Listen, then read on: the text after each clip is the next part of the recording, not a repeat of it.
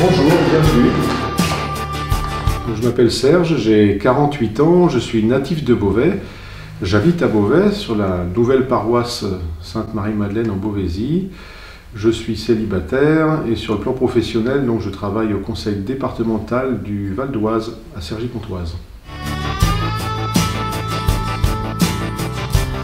J'en citerai 3. Je n'ai pas été baptisé enfant, j'ai reçu le baptême à l'âge adulte, à l'âge de 31 ans. Ça, c'est évidemment une expérience de foi qui m'a particulièrement marqué. J'en citerai une deuxième, c'est la mission d'aumônerie auprès des détenus à la prison de Beauvais depuis 2015. C'est une mission qui nous évangélise énormément. Ce sont les détenus qui nous évangélisent, qui nous aident à grandir dans la foi. Et une troisième expérience que je citerai, c'est l'hospitalité de Lourdes, le service des malades, à l'occasion du pèlerinage diocésain de Lourdes. Le charisme de l'attention aux plus faibles. Voilà, il y a dans mes aspirations cette attention aux plus fragiles, aux personnes seules, aux personnes fragiles que l'on peut croiser dans notre entourage ou dans la rue. Donc ça, c'est sans doute pour moi un charisme important.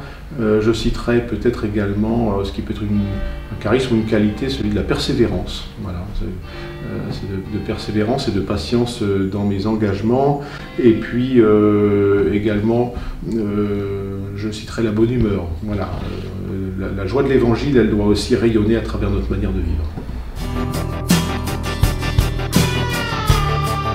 Avec un petit peu de surprise, j'allais dire, dans l'entourage familial, et finalement avec beaucoup de joie et de simplicité, comme pour mes amis, comme pour l'entourage paroissial qui a témoigné de beaucoup de joie pour cet engagement et pour cet appel auquel je réponds.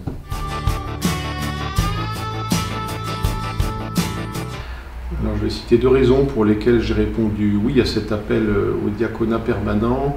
La première, c'est pour être un signe visible de la présence de l'Église dans le monde, dans notre monde professionnel, dans notre entourage amical.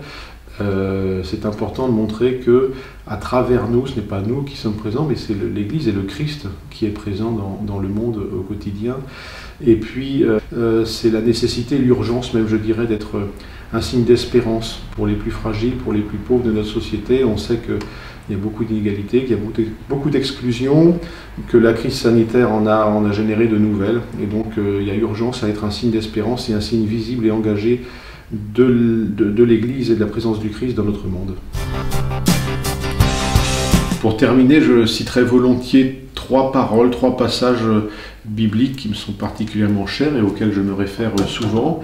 D'abord Matthieu 25, « Ce que vous faites aux plus petits, c'est à moi que vous le faites ». Il y a également la prière d'abandon de Charles de Foucault, pour ne jamais oublier que c'est le Seigneur, c'est l'Esprit qui agit par nous, et jamais nous-mêmes, c'est toujours en son nom que nous agissons, que nous sommes envoyés en mission.